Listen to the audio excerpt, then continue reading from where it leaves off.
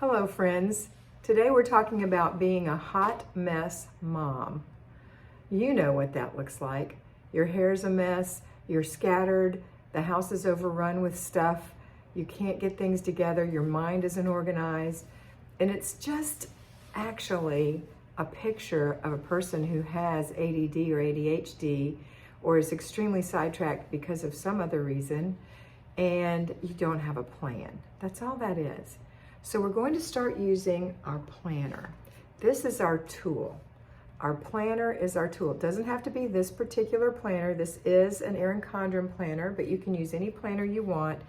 I would say that you need to have a month at a glance, and then you need to have a daily, like a week at a glance with daily breakdown.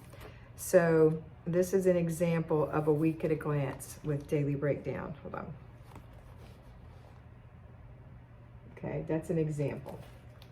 So this daily breakdown has 3 parts in mine: morning, afternoon, and evening. That's how I use it. And then little notes down here for things like what am I having for dinner, etc.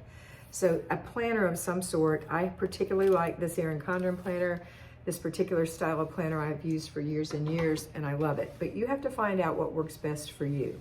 But for me, the planner, and for you, the planner is going to be your tool. It's as if you're a carpenter and you have a planer.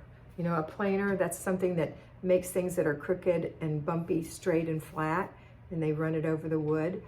And you have to learn how to use a planer, a manual planer.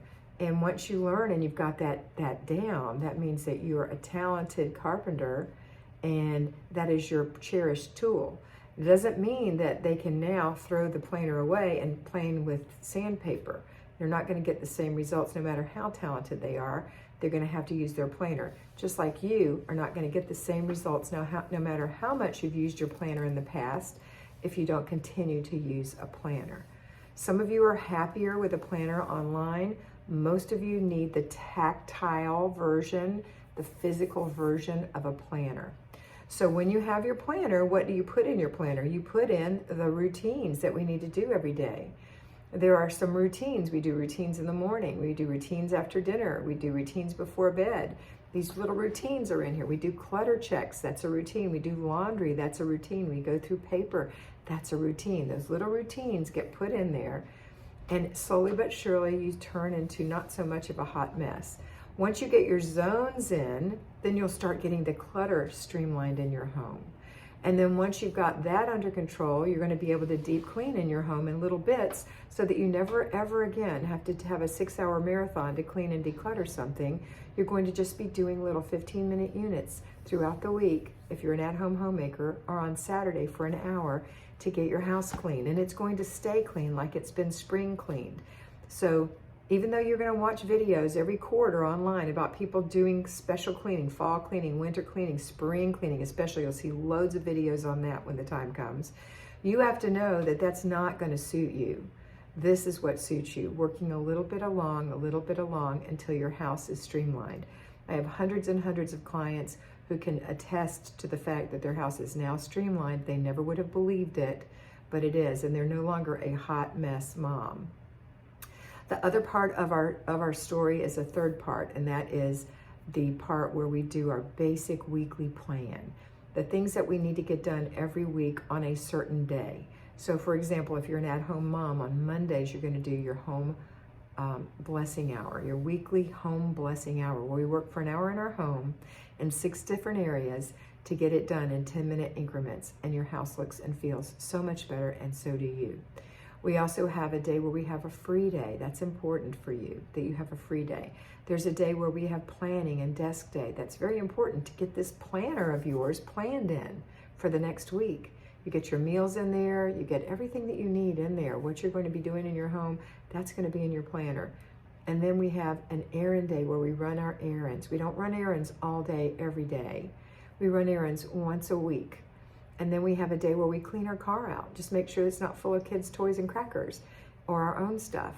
And we clean our purse out. And we get those receipts out of it and those gum wrappers and Kleenexes, and we straighten it up. And then we have a day where we have family fun. And then we have a day where we renew our spirit. That is our basic weekly plan. And that happens to the at-home homemakers like that.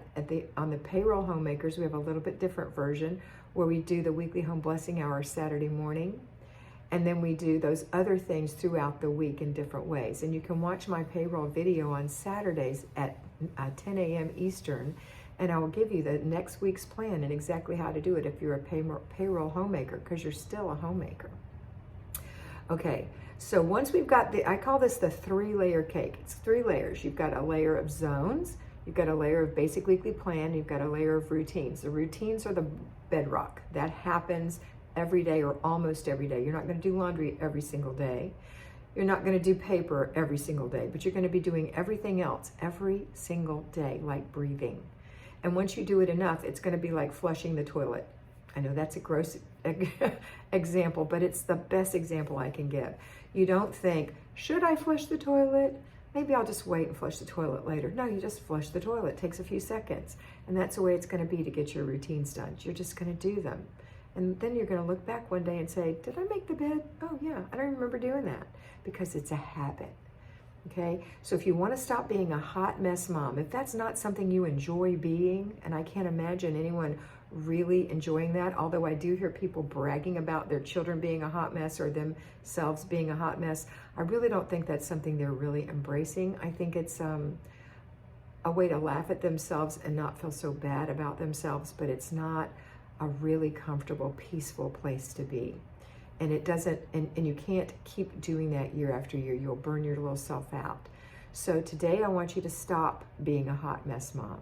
And I want you to start being in control of your home, being a home manager, a homemaker, the mother of the home, the CEO of the home. And you are going to feel so much better. So start today. You know, it might be the holidays when you're watching this. I know that I'm putting this out right before Christmas. It's a great day to start. Stop being a hot mess mom and start being a person in control. Not that you're a control freak, just in control of your home. This is your job. You are the homemaking executive. You are the home manager. Start today. And then through the holidays, you're not going to be doing some of these things I told you about, but you are going to be doing the routines. Keep it up throughout the holidays. And then when the New Year's rolls around and we're in that first full week of the New Year's, things are going to be so much better.